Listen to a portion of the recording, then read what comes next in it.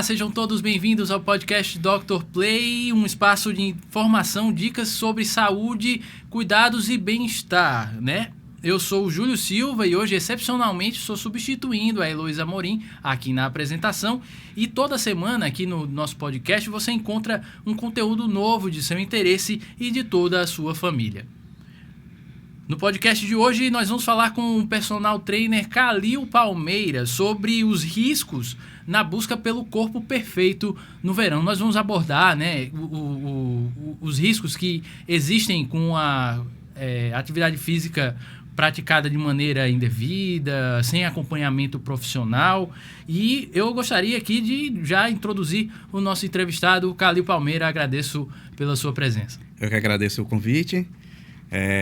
Vamos falar nesse tema aí que é muito pertinente agora no final do ano, né? Que também traz várias polêmicas, mas vamos tentar conduzir essa conversa aí da melhor forma possível para o pessoal ficar informado. Então, se você quer saber de saúde, bem-estar e qualidade de vida, fica com a gente aqui nas nossas plataformas digitais, através do YouTube, no Instagram e no nosso site drplay.com.br. Nós estamos no YouTube pelo Dr. Play Saúde e no Instagram no @drplay. Além de notícias sobre saúde atualizadas diariamente, nós temos o nosso guia médico, que contém uma ampla rede de profissionais que vai atender a sua demanda. E olha só, curte, comenta e compartilha esse vídeo se você estiver assistindo aí, para que mais informação de qualidade chegue a mais pessoas. E olha, nós estamos aqui com o Kalil. O Kalil é personal trainer, atua aqui em João Pessoa já há alguns anos. Kalil, na verdade, você não é daqui de João Pessoa, né? Você nasceu em Brasília, Isso, né? Você veio de Brasília para cá? Não, assim, eu nasci aqui em João Pessoa, mas eu morei 16 anos lá em Brasília, né? Então, retornei faz quase 10 anos que eu estou aqui. Uhum. Foi quando eu cursei Educação Física, me formei aqui em Educação Física, e aí, desde então, eu estou nessa área de personal trainer, né?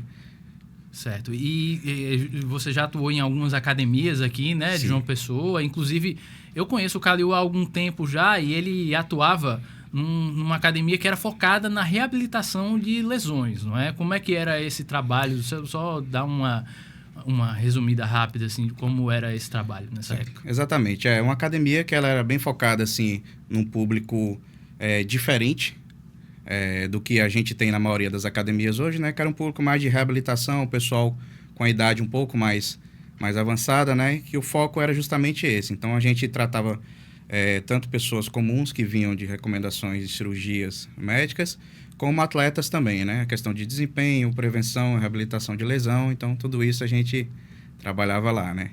Nessa academia. Isso, e quando foi essa transição de carreira para você ser personal trainer, para você fazer esse acompanhamento mais individualizado, mais especializado com as pessoas?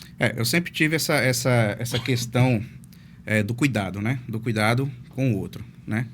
Principalmente na minha área, porque eu me importo bastante com o acompanhamento, com o profissionalismo em tudo que a gente faz, né? Então, se eu estou precisando de algum serviço, eu procuro contratar alguém que seja capacitado para prestar aquele serviço para mim. Da mesma forma, na minha área, né? Então, as pessoas que precisavam desse acompanhamento, né, me contratavam, sempre estava disponível para fazer esse acompanhamento. Não só jogadores, né, como eu falei, mas pessoas no público geral, né? Atletas, né? Isso, também. Trabalhei bastante com atleta. Mas o público geral, para que esse acompanhamento ele seja feito da melhor forma possível, né? Para que justamente, não só a questão de lesão, mas a questão de desempenho, a questão do bem-estar, a questão da segurança, né? Dentro do ambiente de academia ou até em ambiente de condomínio, como é o que está acontecendo bastante hoje. Você falou que você já acompanhou atletas, né? Inclusive atletas de alto nível.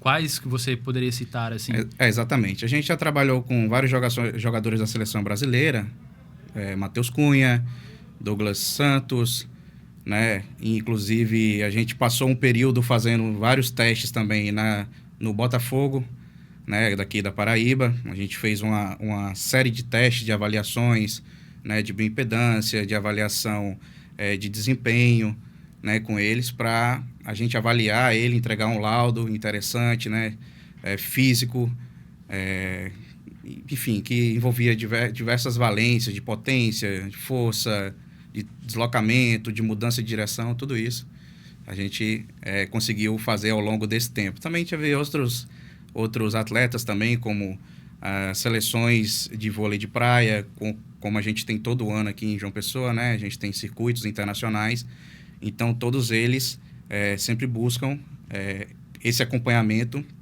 mesmo já tendo um suporte, um staff próprio deles, né? Para a gente seguir cada vez mais preciso no que a gente vai prescrever, né? E no acompanhamento que vai ter durante temporadas e fora de temporada também. É um trabalho muito mais avançado, né, específico do que o trabalho do dia a dia, né? Acompanhar uma pessoa que treina assim para manter um condicionamento físico ok, né, pro dia a dia. É um trabalho bem profundo, né? De análise, muitas horas de estudo também. Exato. A gente trabalha com vários equipamentos.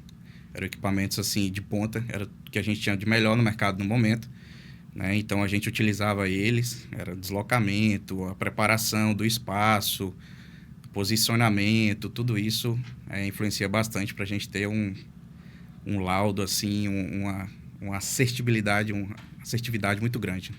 Legal.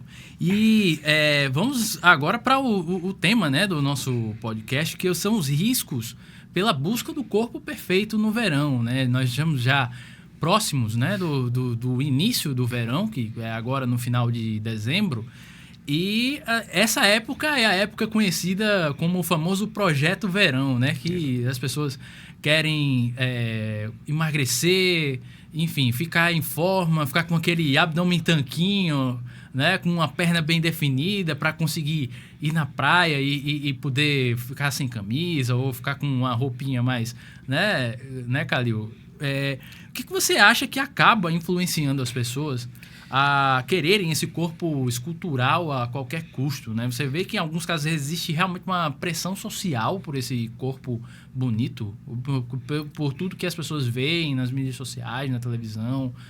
Qual é a tua visão sobre isso? Exatamente. A questão que a gente vive hoje em dia na sociedade é que nós temos cada vez mais a questão da pressa, do imediatismo, né? A gente vive numa era que a gente tenta buscar tudo de forma imediata, né? Seja no âmbito profissional, seja no âmbito de relacionamentos, a questão social, né? Ou até por questões de autoestima mesmo, né? Que aí é o que a gente vai tocar nesse assunto, né? E aí, como você falou, a questão social ela influencia muito também. Hoje em dia o que está batendo bastante é a questão da mídia. A mídia ela é muito forte. Muito forte. O pessoal que faz conteúdo, criação de conteúdo, está crescendo assim exorbitantemente sobre o que você deve comer, o que eu como, o que é melhor, o que não é legal, o que serve para mim, né? Então, muitas vezes, desculpa interromper, muitas vezes sem embasamento científico nenhum, né? Sem embasamento teórico nenhum sobre isso, né? Exatamente. Esse é o que é o pior. Porque a maioria, quando a gente fala em questões de redes sociais, a maioria das pessoas, uma boa parcela das pessoas, elas são apenas pessoas cujo trabalho delas não é aquele. É um trabalho em outra área, um engenheiro, um advogado, é um médico, é uma coisa do tipo assim, mas que naquele Instagram habita um influenciador de saúde que ele, de certa forma, tenta mostrar, né, tenta buscar formar da melhor forma possível, mas às vezes aquilo não é necessariamente o que eu preciso. Na maioria das vezes não é o que eu preciso, não é o que a pessoa que está assistindo precisa. Pois é. E assim, qual é o principal problema, né, para quem quer buscar esse corpo perfeito tão rapidamente, né? O que isso acarreta no corpo? Quais tipos de problemas que a pessoa pode vir a ter por causa de um treinamento sem o devido acompanhamento, né? Sem fazer uma dieta equilibrada, balanceada? O que isso pode acarretar para a pessoa? Isso aí, então a gente tem que ver isso de um contexto multifatorial, né? Então a gente tem a questão da atividade física, a gente tem a questão alimentar e a gente tem a questão do repouso, né? Tudo isso está interligado um com o outro, né? Faz parte. Então a gente precisa ter uma dose de cada um, né? E o que acontece? Quando a gente entra no âmbito da atividade física, esse desespero que a gente tem por querer o corpo perfeito, por estar no shape, né? Para caber dentro de uma roupa no final do ano, para estar numa praia, para estar em um local que você vai usar a mídia social, a rede social, para tirar fotos, para mostrar aquilo, né, que você conquistou, etc. Aquele desespero, ele faz com que a pessoa fique refém de muitas situações, né? A primeira situação na atividade física é o não acompanhamento adequado, né? Uma vez que você se desespera e fala assim, eu vou treinar 3 vezes no dia. Então, você perde aquele senso de qual é o limite do seu corpo, principalmente quando a gente fala de pessoas sedentárias, né? Existe também a questão da pessoa sedentária, a pessoa já treinada, né? Mas, geralmente, as pessoas que estão buscando aquele imediatismo do corpo perfeito são pessoas que elas não têm o contato com a atividade física como deveriam, né? No dia a dia, no decorrer do ano. Então, bate aquele desespero e aí... assim, chega numa situação tão crítica em relação a essas questões da atividade física, que está insatisfeito com o corpo, que ela tende a partir para outros caminhos, né? E aí a gente vai para questões de fármacos, né? A gente vai Isso que a gente vai falar aqui também. Para questões assim que é uma falsa recompensa, né? Uma recompensa aguda. Uma dessas questões, né, que você começou a abordar aí é a questão das dietas restritivas, né? Muito restritivas. Tem gente que corta carboidrato, tem gente que deixa de... Enfim, faz jejum intermitente, o chamado jejum intermitente, né? Fica várias horas sem comer. E isso acaba prejudicando mais do que ajudando no processo, né? Como é que, por exemplo, uma alimentação sem ser balanceada vai afetar, por exemplo, no ganho de massa, na perda de gordura, como isso afeta, né? Sim, perfeito. Muitas das vezes, quando a gente fala também na questão nutricional, a pessoa, ela que está nesse desespero, ela não mede as consequências do que está fazendo e, na maioria das vezes, nem procura um profissional da área. Ela começa a perceber ou achar que, eu vou emagrecer se eu parar de comer. Eu vou emagrecer se eu deixar, o açúcar total de lado, a gordura total de lado. E aí começa a fazer dietas muito restritivas mesmo, onde você tem a base da sua alimentação em apenas 1, 2, 3, 4 nutrientes o dia todo e fica naquilo. Muito, né? Proteína, né? Muito... Exatamente. No caso da hipertrofia, né? O pessoal tende a consumir muito mais proteína. No caso do emagrecimento, eles tendem até a cortar essa proteína, mas a maioria deles, como eu falei, sem um acompanhamento profissional necessário, né? E aí começa essas dietas malucas a questão do jejum, né? E aí vale analisar cada caso como ele deve ser feito, né? Porque aí existem individualidades, né? Nessa questão da alimentação, mas o correto sempre é a procura de um profissional que seja para adequar o seu treino, que seja para adequar a sua alimentação de acordo com o seu objetivo. E não adianta achar que isso vai ser do dia para a noite. Isso não vai ser do dia para a noite que vai ocorrer. É um processo que é construído durante vários meses, às vezes, né? E depende muito também das próprias características biológicas da pessoa, né? Tem gente que tem mais facilidade de ganhar massa, tem gente que tem mais facilidade de perder gordura, né? Como é que é essa relação? Exatamente. A pessoa, como eu falei, né? Cada ela já vem com um histórico, né? Pessoas sedentárias, pessoas que vêm já de predisposição a diabetes, pessoas que são hipertensas. Então, tudo isso tem que ser levado em consideração quando você vai colocar na balança, porque a prescrição ela tem que ser, do treino, da dieta, ela tem que ser muito específica para aquela pessoa atingir o objetivo. A gente fica meio que em cima do muro, porque quando uma pessoa ela não está comprometida a seguir essa recomendação, ela tende a, por mais que ela esteja achando que está se alimentando bem, porque está se alimentando só de vegetais, ou porque ela acha que ela vai conseguir aquele objetivo porque ela está treinando 2 ou 3 vezes, isso aí ele tem um efeito rebote. Ele tem um efeito rebote muito grande. Porque isso daqui, tudo que a gente está falando aqui, que a gente está conversando, ele tem que ser transformado em hábito, né? E na maioria das vezes a pessoa ela não tem aquele hábito e ela radicaliza demais aquela situação do treino, da dieta, radicaliza de uma forma que quando ela passa esse período, se ela conquistar, ok, mas na maioria das vezes não é o que acontece, e quando ela não conquista, ela fica muito frustrada. E aí a frustração ela vem como o efeito rebote, né? Ela vem com o aumento da ingestão calórica que ela já vinha comendo antes de fazer essa dieta, como uma forma de recompensar o período que ela não conseguiu, né? Para tentar sanar aquela frustração. Isso, quando a gente traz para o âmbito da atividade física, nesse período pode ocorrer lesões,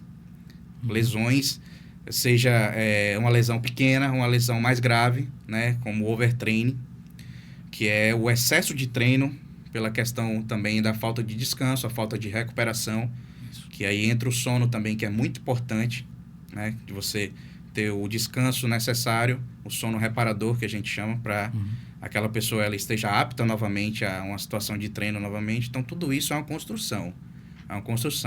Ela não vem de imediato. Você tocou nessa parte do sono, né, do descanso. O sono, ele é fundamental, né?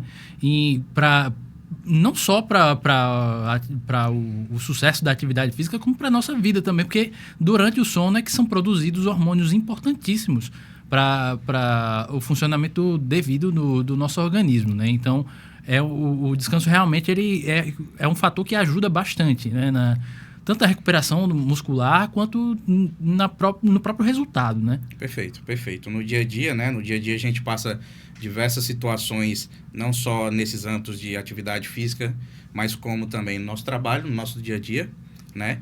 Em que a gente tem muita liberação de cortisol, é aquele estresse absurdo, né? E o sono reparador, ele vem, né, para ele harmonizar aquela situação, tanto do organismo, com a questão psicológica também, né? Então, quando a gente traz para atividade física isso, a questão do sono ela é extremamente importante, é um dos fatores mais importantes que a gente coloca, porque o sono reparador, ele faz com que, né, as suas fibras musculares, elas façam a questão da hipertrofia, né, necessária para recuperar as fibras musculares para estar apto a uma nova sessão de treino, né? Então, treinar bem, mas também descansar bem e comer bem.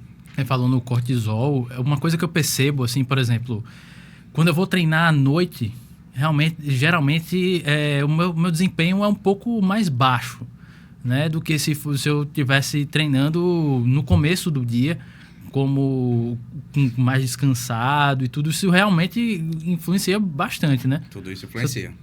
Você tocou num ponto importante. Aí, voltando ao assunto, além da alimentação também, né?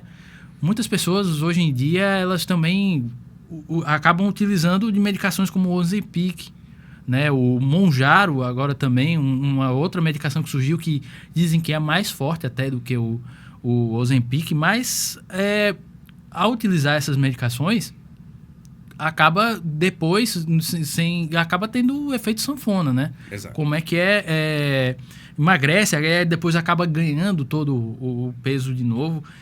E mesmo se você aliar isso aliar o uso desse medicamento a um treino, você não acaba emagrecendo com qualidade, né? Porque eles acabam ajudando a restringir, a diminuir a sensação de vontade de comer, né? Exatamente. São os que a gente chama de inibidores de fome, né? São remédios que,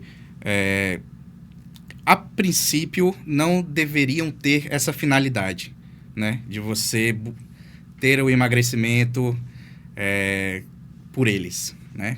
Não é um fármaco, né? Que assim como qualquer outro fármaco, é uma droga e aquilo ali, ela vai te trazer um benefício para um lado, mas para outra questão, ela vai te trazer algum malefício. Essa questão do efeito sanfona, ela é muito verdade. Ela é muito verdade porque esses fármacos, eles tendem a fazer com que você engane o seu cérebro como uma forma de saciedade, né? Você não sente aquela vontade, né, de se alimentar Porque o fármaco, ele deu uma enganada no seu cérebro, né? Ele deu uma enganada no seu cérebro. E quando aquele efeito passa, a fome vem dobrada, triplicada. Então, é aquilo que eu falei. Você desconta uma frustração ou desconta algo que você não conseguiu durante o período que você estava utilizando eles. E quando você percebe que não é só isso que vai mudar, né? E você começa a ter o efeito rebote, o efeito sanfônico. Aí você passa a comer mais do que você já comia antes, né? Um exemplo mais radical ainda disso é a questão da bariátrica. Tem gente que, no desespero tão grande, opta por fazer uma cirurgia bariátrica. Só que é aquilo que eu falei. Se você não transforma o seu dia a dia como um hábito saudável, com hábitos saudáveis, né, aquilo ali não vai adiantar. Nem a bariátrica vai adiantar. Porque se você não tiver uma reeducação alimentar, se você não tiver uma reeducação sobre a questão da atividade, da importância da atividade física no seu dia a dia, você vai ficar com as memórias do passado. E aí você vai querer comer achando que não, eu fiz a bariátrica, eu estou tomando um fármaco, e aí não vai fazer mal.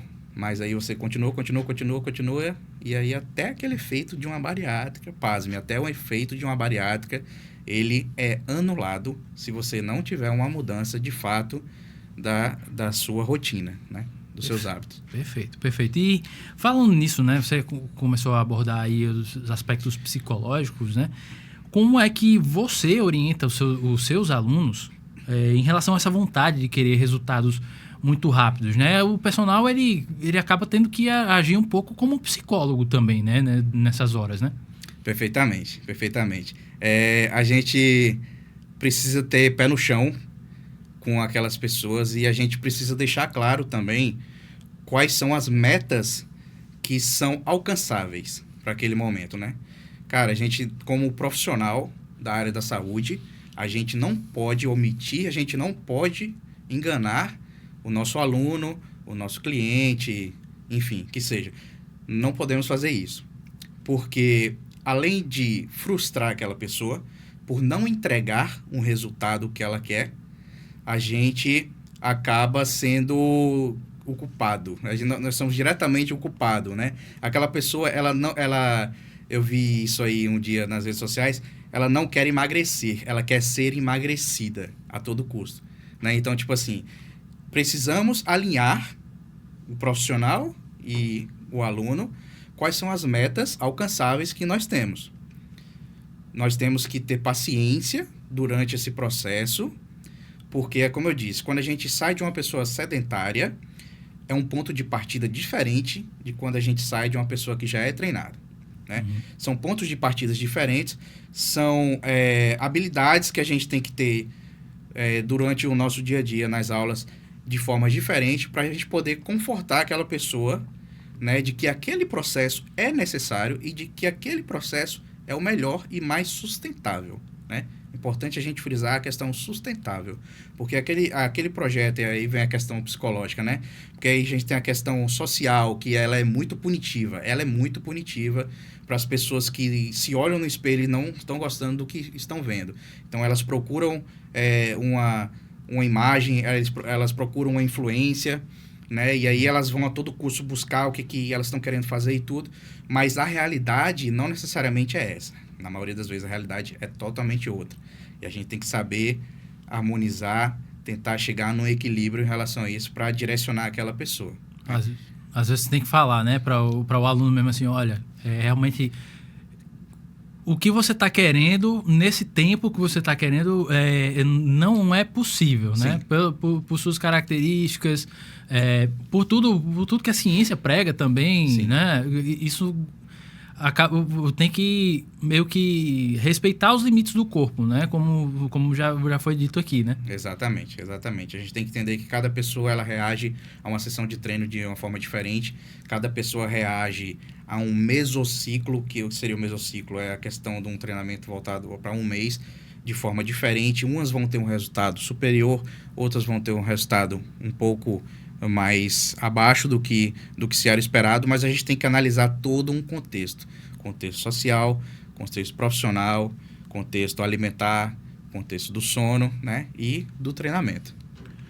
E, Calil, seguindo uma rotina de treino, né, e aliada a uma boa alimentação, em quanto tempo, assim, claro que a gente falou aqui que varia muito de pessoa para pessoa, mas em quanto tempo já dá para sentir os primeiros efeitos, né, assim, de melhora de condicionamento físico, um pouco de aumento da força, ou quanto tempo, assim, seguindo essa receita ideal, né, da rotina de treino, um treino feito de forma regular, né? E uma boa alimentação. A partir do primeiro mês, isso aí já é notório.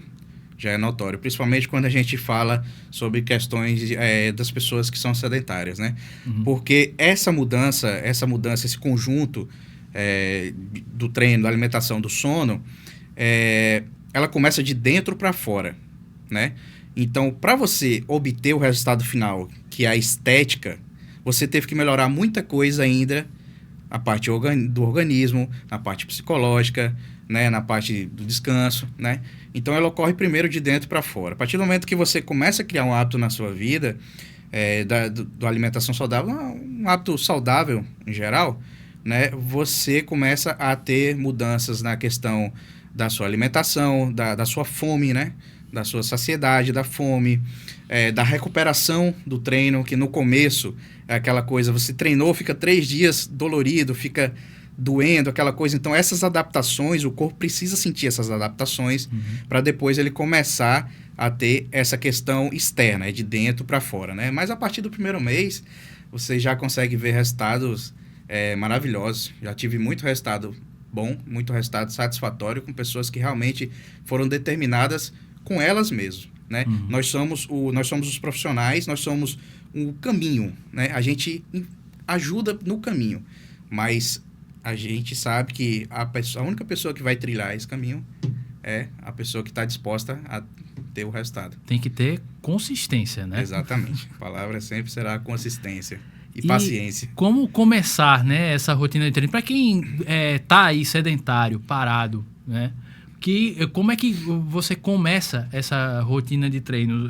Por exemplo, fazer exercício aeróbico, como caminhada, bicicleta, já ajuda, né, nesse começo para você já ir pegando um condicionamento físico suficiente para ter uma rotina de treino legal? Perfeito.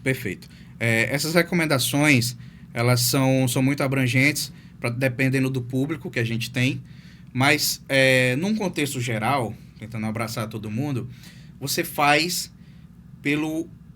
se baseia pelo período que você tem disponível para isso. Então, por exemplo, se você tem 30 minutos, você tem que buscar uma atividade que você consiga fazer durante 30 minutos, seja ela de alta intensidade ou não, para um começo, e aí vai daquela coisa que eu te falei. Pessoas sedentárias, elas não estão acostumadas ao treino, então elas têm que fazer uma preparação, ou ela tem que começar do zero mesmo, devagar, fazendo isso. Mas o importante é você ter a constância, o importante é você perceber que o seu corpo ele precisa de movimento, e não necessariamente mais é mais. No começo, a gente pode estipular, por exemplo, você vai uma vez para a academia, no dia seguinte você descansa. No próximo dia você treina novamente e depois descansa novamente. Então, a gente tem que equilibrar essa questão para que ela também não sinta o que deveria ser um feedback positivo da atividade física como uma coisa negativa, como uma coisa que seja dolorosa para ela de fazer, né? Então, o profissional, a gente não pode ficar preso. A gente tem que ficar só na musculação. A gente tem que ficar só no crossfit. A gente ficar... Não. Então, a gente primeiro busca saber o que aquela pessoa gostava de fazer quando era criança, por exemplo. Eu jogava vôlei. Retorna pro vôlei, faz 1 horinha de vôlei. Eu gostava de fazer, gostava de correr quando era criança. Parou de correr, volta numa caminhada. Começa numa caminhada, faz 30 minutos, faz 20 minutos, acelera o passo um pouquinho, vê. Tem essa noção, esse feedback próprio em relação a caso você não queira começar de fato acompanhada de um profissional, mas que você tenha a percepção de que qual é o seu limite para aquele momento ali. E a recomendação, ela varia muito de cada pessoa, mas o importante é que ela perceba, ela tenha consciência de que, além da recomendação, ela precisa ter o que a gente está falando sobre a constância, né? a constância. O tempo, ele vai ser adequado porque você tem. Vamos usufruir o máximo daquele tempo. Tem até recomendações da própria Organização Mundial de Saúde, né? Que, se eu me lembro bem, são 3, 4 horas por semana. Dá para você dividir aí em treinos de 30 minutos, né? Por exemplo. O que a gente tem hoje em dia, inclusive, foi um alerta, né? Que mudou esses últimos anos, que a gente antigamente tinha a recomendação de 150 minutos semanais.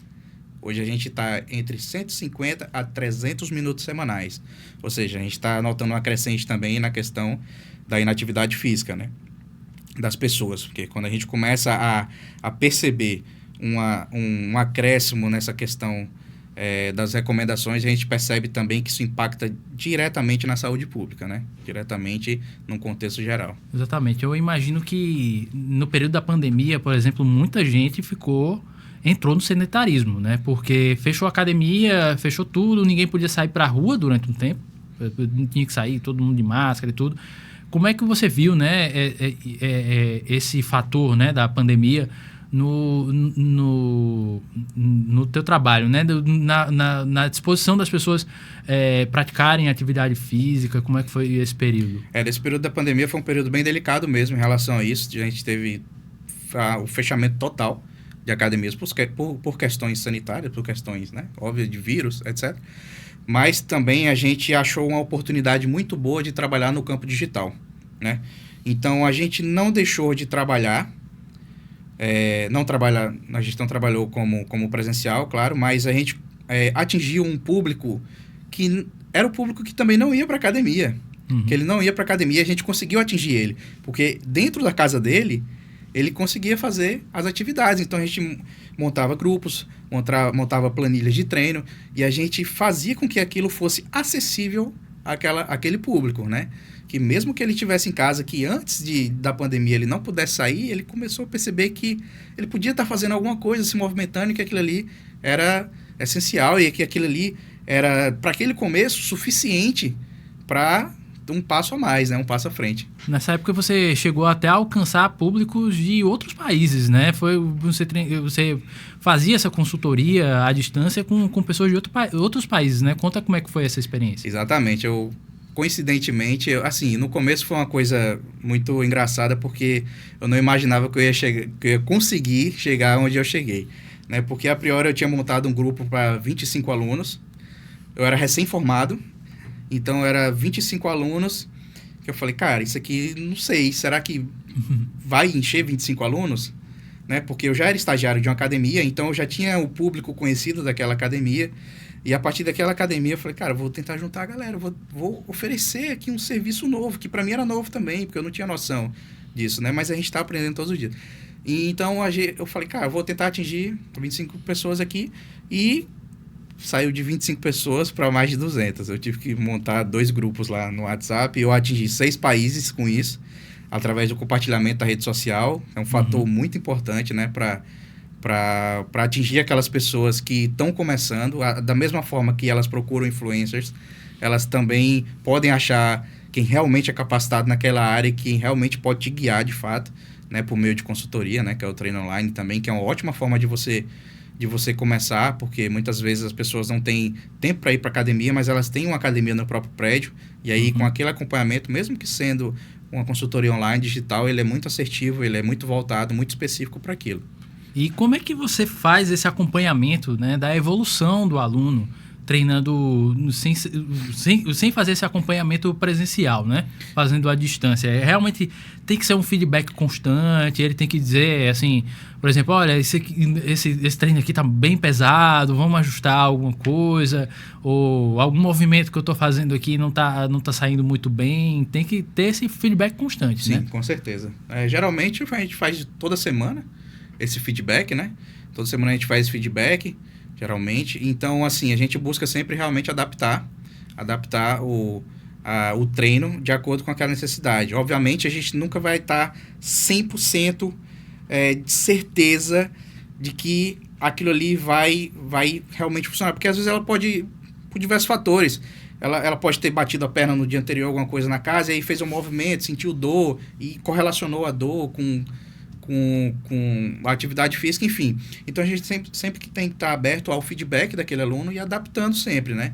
Adaptando sempre à necessidade dele. Mas, geralmente, semanalmente, a gente faz a gente busca esse feedback aí para a gente sempre estar adaptando. A evolução do treino, ela é baseada de acordo com a análise que a gente faz, né, nos aplicativos ou nas planilhas de treino que a gente envia, vendo progressão de carga, vendo o feedback do aluno, se ele já atingiu aquela quantidade, né, no caso de repetições, se ele fez, se o descanso está muito grande, se a gente pode reduzir o descanso, etc. E a gente vai adequando sempre a conversa que a gente vai tendo da melhor forma com...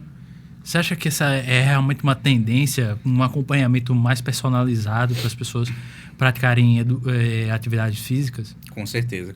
Isso deveria ser o recomendado também, né? Tendo em vista que a academia, ela tem a gente está numa crescente, cada esquina hoje em dia tem uma academia, né? Então, assim, é muita pessoa procurando por atividade física, né? E às vezes tem um baixo acompanhamento, né? E aí a solução deve ser o acompanhamento de um profissional externo, né, que vem acompanhar aquilo dali. Mas a consultoria online também, ela é muito forte, está muito forte hoje em dia, e para os próximos anos também ela vem se mostrando muito promissora. Certo, Kalil. E, assim, voltando um pouco, qual a recomendação para quem tá querendo começar a treinar agora, ou já começou a treinar?